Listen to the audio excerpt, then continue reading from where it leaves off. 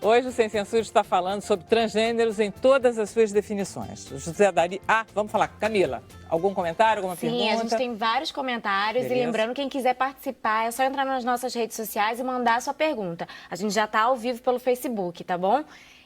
O Cláudio Cavalcante perguntou para todos vocês, assim, como podemos reverter esse quadro de horror, onde não se pode ter liberdade de ser o que quer ser? O que talvez a gente possa fazer, cada um, para reverter esse quadro de violência que a Loura também pediu para comentar isso, de muitos casos de violência que tem viralizado na internet.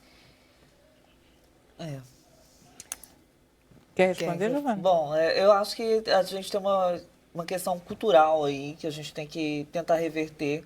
E essa reversão vai se dar justamente colocando o assunto em pauta, discutindo, trazendo à tona, falar sobre pessoas transgênero, falar que é dessa realidade, dessas vivências. Normalmente os crimes que envolvem pessoas transexuais, assim como foi o crime de Gisberta, que foi um horror, né? É um crime hediondo. Normalmente os crimes que envolvem pessoas transexuais são crimes de ódio, sabe? São crimes muito...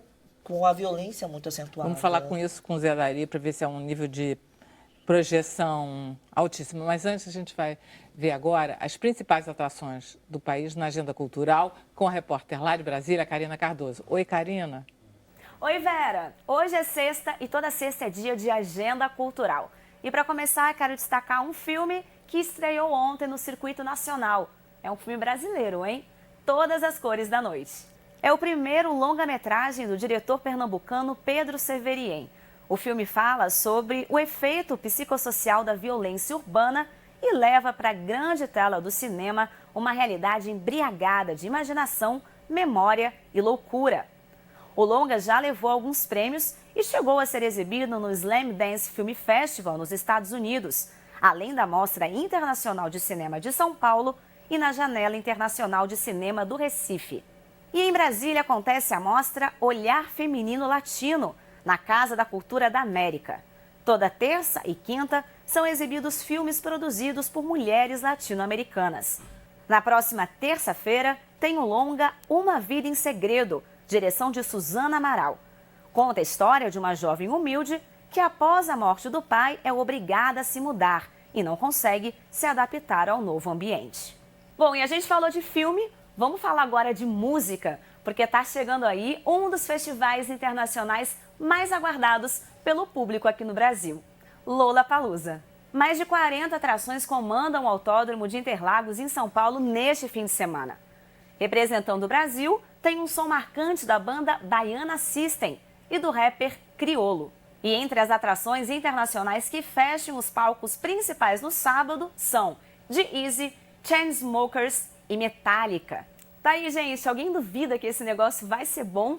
Mas se você quiser também um som mais tranquilo, que tal mergulhar na obra do nosso maestro soberano Tom Jobim? Pois hoje tem o show Carminho Canta Tom Jobim no Rio de Janeiro. Esse é o mais recente CD da cantora e compositora portuguesa Carminho e tem direção musical e arranjos de ninguém mais, ninguém menos que Paulo Jobim, o filho de Tom. A turnê ainda passa por São Paulo e Belo Horizonte. E para fechar nossa agenda cultural, a dica é você se programar para curtir algo aqui mesmo, na TV Brasil. É que todo sábado, às 10h30 da noite, tem o programa Todas as Bossas, trazendo sempre um showzaço para você curtir aí, na sua casa. E o destaque de amanhã é o show da banda A Cor do Som, na sua composição original. O grupo foi sucesso de público nos anos 70 e 80 e foi o pioneiro na fusão de ritmos brasileiros com a linguagem do bom e velho rock and roll.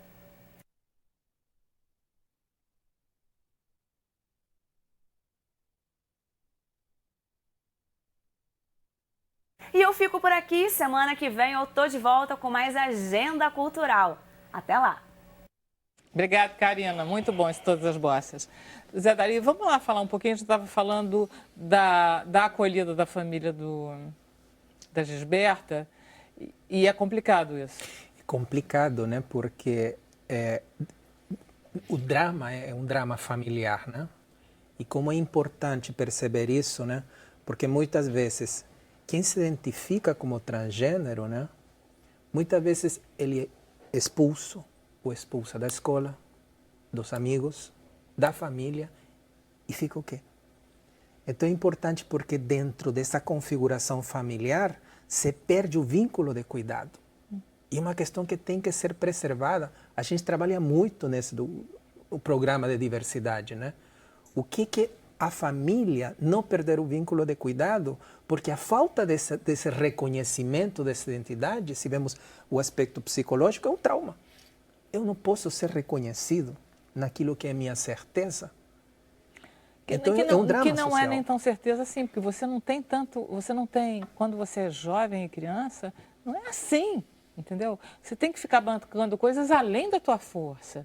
Você precisa mais de apoio para, inclusive, poder descobrir o que você é. Você não precisa de alguém que fique te atazanando a vida e te proibindo antes de você conseguir se definir, inclusive, né? A sexualidade é um controle e também é uma dominação. E o que é importante perceber como, enquanto sociedade, né, a nossa maneira de olhar é nessa dualidade. Ou é homem ou é mulher. Né? Então, muitas vezes, esse controle social vai encaminhar a que as pessoas que, às vezes, não se identificam, que têm dúvida, muitas vezes não podem falar de dúvida. Né? Pois é. Tem que se enquadrar naquilo que as pessoas falam. Né? Por que a sexualidade a sexualidade e isso acarretando a identidade sexual, né, é tão difícil, tão problemática para todo mundo, para a sociedade? Por que é tão difícil isso? Não é uma coisa tão natural, não é uma coisa tão... Não é uma coisa tão natural e vamos ver o drama disso, né? Como a Giovana falava, os crimes de ódio, né, das transexuais, das travestis no Brasil, que é altíssimo, são crimes de ódio, mas também são crimes. Quem comete esse crime? É um homem. Então, muitas vezes, também é um crime que tem a ver com uma realização dessa identidade masculina, de se realizar como homem. E isso é importante que seja falado. Isso é importante que seja debatido também. Imagina esse debate na escola, né? Desculpa, eu não entendi. No caso, o homem... ele não pode aceitar, porque ele vai se afirmar como homem se ele não aceitar a diversidade nesse caso. É isso? É como se tivéssemos um controle rígido de sermos homens ou mulheres. Né? Os crimes de ódio, né, contra as transexuais e as travestis, eles demonstram, né, essa posição, né, de poder negar aquilo que precisa ser difícil. Preciso negar. Você mata aquilo que seja você não relacionado ao feminino. Esse é um problema muito sério. Né? Se nós vimos de uma tradição de discutir o feminismo, de discutir a violência contra a mulher, né, e de responsabilizar essa violência, nós estamos ante esse fenômeno igual e temos que continuar discutindo isso. Né? São crimes de ódio e são crimes relacionados a essa questão de gênero. Né? E muito importante, né? Porque nesse sentido o Brasil não é necessariamente um país amigável à população LGBT. É também um país onde mais se assassina a população LGBT. É o país onde mais se assassina a população travestis, LGBT. Transexuais. É o Brasil? E nós temos esses dados atualmente, né? Me parece que a cada 24 horas tem uma pessoa LGBT que é assassinada. É um problema sério nos níveis da família, da escola e, como eu falava no início, no nível político. O que precisamos como país discutir sobre isso? Né? Você estava falando, Giovana, que a grande parte dos transgêneros, eles são obrigados, eles são quase que forçosamente, porque eles têm que trabalhar, eles têm que ganhar dinheiro, eles têm, você que diz, né? Tem que comer 2 vezes por dia, né? Sim. Então, para isso, acaba sendo jogado na prostituição.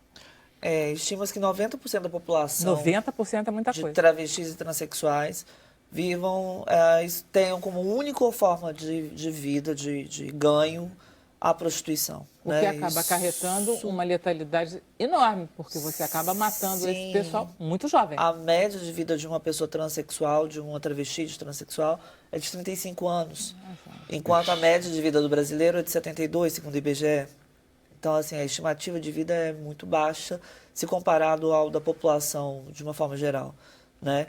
E na prostituição incide toda forma de violência, né? A violência física, a violência psicológica, de estar fazendo aquilo compulsoriamente, de uma forma obrigada, porque a sociedade encaminha aquele sujeito, porque o mercado de trabalho não acolhe. Né? O mercado de trabalho não contrata pessoas transexuais. Quando contrata, é em alguns nichos do mercado que aceita, como salão de beleza, o ramo de estética, às vezes o ramo artístico, né? que acaba aceitando mais. Você tem uma carreira?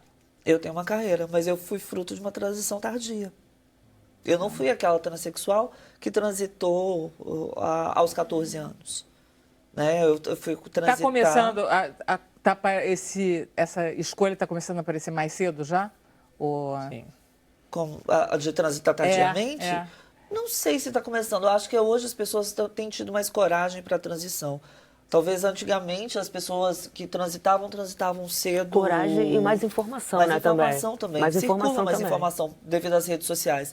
Antigamente não tinha essa circulação de informação que a gente tem na internet hoje, de como fazer, qual o procedimento, onde procurar recursos, até mesmo de tratamento, né? Não tinha opções de tratamento para pessoa trans. Tratamento que eu falo, reposição hormonal, procedimentos cirúrgicos, né? Isso tudo era desconhecido. Hoje tem todas essas formas, né? Só é importante frisar, quando a gente fala dessa população que vive da prostituição, o problema não reside na prostituição. O problema reside no fato da prostituição ser algo colocado para essas pessoas como algo compulsório. Exatamente. Né? Algo que é obrigatório, algo que só cabe à vivência dela, à experiência dela, naquele campo, naquela modo de vida. Né? Se a pessoa quiser se prostituir, que se prostitua, mas que seja da vontade dela. Claro, né? é uma escolha de pessoas adultas. Isso, no exercício de sua autonomia. Né? Agora, dentro da realidade que o Dari falou, quando a pessoa, a criança, o adolescente, que não se identifica com o seu gênero, é expulso de casa, sofre violência na escola, acaba evadindo, não é só expulso, às vezes ele evade da escola pelo nível de violência que sofre. Claro. Né? A rua que acolhe. E a rua vai oferecer o quê? Se a família não acolhe, se os modelos pedagógicos não estão preparados para acolher a diversidade, para onde que essas pessoas vão? Vão para a rua, vão para a prostituição. Vocês que foram crianças de escola, vocês sofriam muito bullying? Sofria. É uma realidade o bullying. Tanto bullying quanto até mesmo a violência institucional.